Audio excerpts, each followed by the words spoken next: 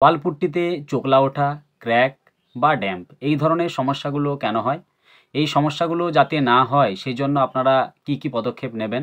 বা যদি আপনার বাড়িতে এই ধরনের সমস্যা হয়ে থাকে তাহলে আপনারা কি পদ্ধতি অবলম্বন করবেন বা আল্টিমেটলি কি এর জন্য সলিউশন রয়েছে সেই বিষয়টি নিয়েই কিন্তু আজকের এই ভিডিওতে আমি দুই ধরনের সলিউশনের কথা বলবো। প্রথমত প্রি পেইন্টিং সলিউশন, অর্থাৎ বাড়ি পেইন্ট করার আগে আপনারা কোন কোন সতর্কতা অবলম্বন করবেন। আর দ্বিতীয়টি হচ্ছে আফটার পেইন্টিং সলিউশন, অর্থাৎ বাড়ি রং হয়ে যাওয়ার পরে যদি এই ধরনের সমস্যা অর্থাৎ চোকলা ওঠা, ড্যাম্প হওয়া বা ক্র্যাক যদি এই ধরনের সমস্যা আসে তাহলে আপনারা কি পদ্ধতি অবলম্বন করবেন। সবাইকে আমার চ্যানেল রেইনবো পেইন্টেকে স্বাগত জানাই।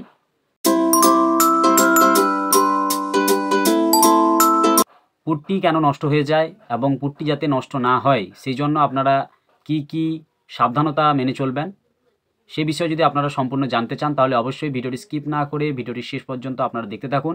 আর ভিডিওটি যদি আপনাদের ভালো লেগে থাকে তাহলে অবশ্যই ভিডিওটিতে একটি লাইক দেবেন।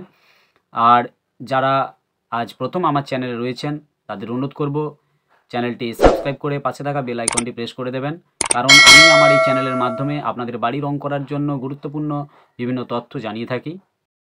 ওয়াল পুট্টিতে ক্র্যাক, ফ্লেকিং বা পিলিং এই ধরনের সমস্যাগুলোর জন্য মুখ্য কতগুলি কারণ রয়েছে।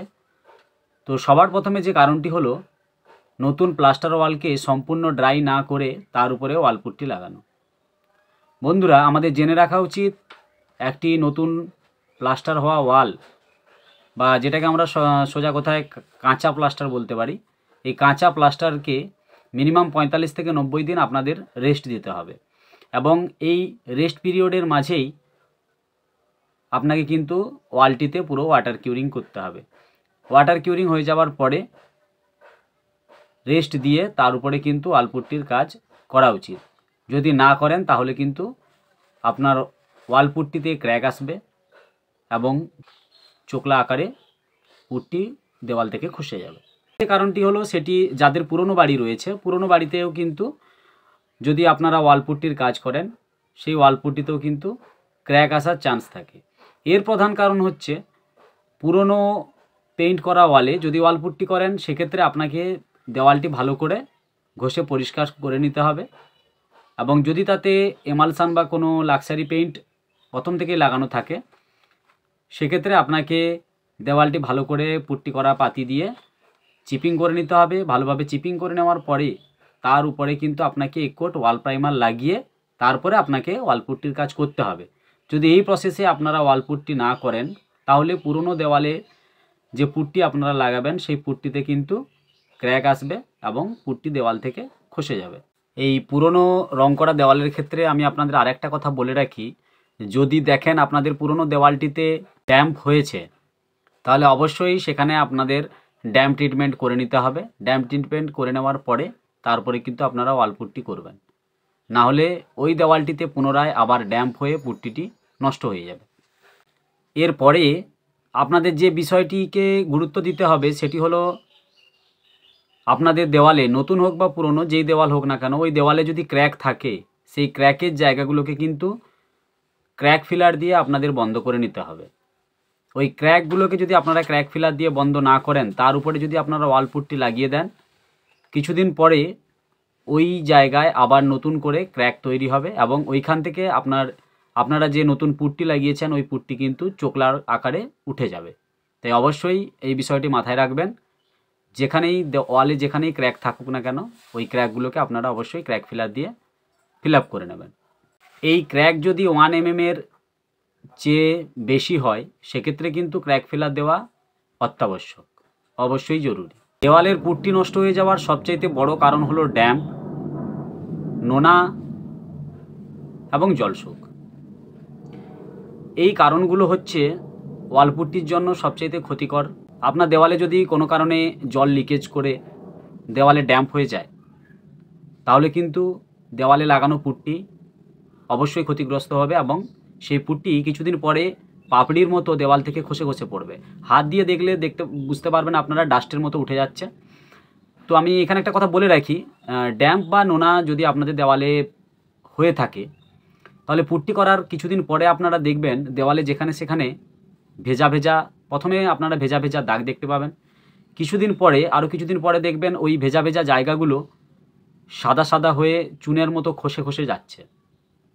তখনই আপনাকে বুঝে নিতে হবে যে দেওয়ালটিতে ড্যাম্প হয়েছে। তো এই ড্যাম্প হয়ে গেলে আপনাকে কিন্তু যে জায়গায় ড্যাম্প হবে ওই জায়গায় লাগানো পুট্টিটিকে আপনাকে কিন্তু তুলে ফেলতে হবে। ওই পুট্টিটি তুলে নেওয়ার পরে তারপরে দেওয়ালটি মানে প্লাস্টারটি যখনই ভালোভাবে বেরিয়ে যাবে ওই জায়গাটি ভালো করে পরিষ্কার করে নিয়ে তারপরে ওখানে আপনাকে কিন্তু ড্যাম্প ট্রিটমেন্ট যে সমস্ত প্রোডাক্ট রয়েছে, damp proofing primer, damp lock অথবা ড্যাম্প লক 2K যে সমস্ত প্রোডাক্ট রয়েছে এই প্রোডাক্টগুলোকে কিন্তু আপনাদের ওইখানে লাগাতে হবে এবং প্রপার টাইম রেস্ট দিয়ে তারপরে কিন্তু সেখানে আবার পুট্টি দিয়ে টিচ আপ করে নিয়ে তারপরে ঘষে প্রাইমার লাগাতে হবে। এই বিষয়গুলো মাথায় রাখবেন।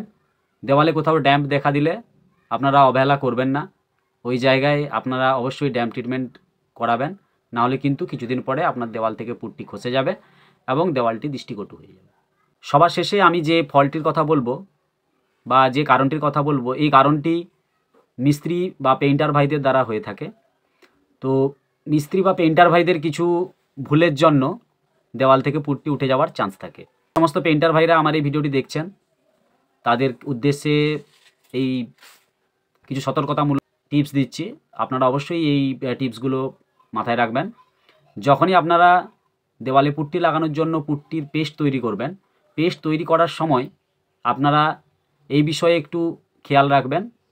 যতটা পুট্টি আপনারা 1 থেকে 2 ঘন্টার মধ্যে ইউজ করতে পারবেন ততটা পরিমাণ কিন্তু আপনারা পুট্টির পেস্ট তৈরি করবেন। একসঙ্গে অনেক পরিমাণ পুট্টির পেস্ট বানিয়ে রাখবেন না, কারণ একসঙ্গে যদি আপনারা অনেকখানি পুট্টির পেস্ট বানিয়ে নেন এবং যদি ওটা 1 থেকে 2 ঘন্টার মধ্যে আপনারা শেষ করতে না পারেন তাহলে ওই পুট্টি কিন্তু আস্তে আস্তে তার কার্যক্ষমতা হারিয়ে ফেলবে। ওই পুট্টিকে আপনারা পরে যখন দেওয়ালে লাগাবেন ওই পুট্টির কিন্তু দেওয়ালে ভালোভাবে বন্ডিং হবে না। সে কারণের জন্য কিন্তু দেওয়ালে পুট্টিতে ক্র্যাক আসতে পারে এবং দেওয়াল থেকে পুট্টি উঠে যেতে পারে। তাই আপনারা অবশ্যই এই বিষয়ে খেয়াল রাখবেন। আর বিশেষত যেখানে দেওয়ালে আপনারা ড্যাম্প দেখবেন সেখানে অবশ্যই আপনারা ড্যাম্প ট্রিটমেন্ট করাবেন। পারলে আপনারা 1 কোট ওয়াল প্রাইমার লাগিয়ে তারপরে আপনারা ওয়াল পুট্টি করবেন। এক্ষেত্রে কিন্তু আপনাদের দেওয়ালের পুট্টিটি ডিউরাবিলিটি বজায় থাকবে। দীর্ঘদিন যাবৎ পুট্টির ফিনিশিং আপনারা একই রকম পাবেন, দেওয়ালের মধ্যে কোনো ক্র্যাক আসবে না। তো বন্ধুরা, আশা করি আপনাদের আমি জানাতে পারলাম যে ওয়াল পুট্টিতে কী কী কারণে ক্র্যাক আসে এবং ক্র্যাক যাতে না আসে সেজন্য আপনারা কী কী পদক্ষেপ নেবেন। তো বন্ধুরা, আপাতত ধন্যবাদ জানিয়ে আমি আপনাদের বিদায় জানাই। দেখা হবে পরবর্তী নতুন কোনো ইম্পর্টেন্ট ভিডিওর সঙ্গে।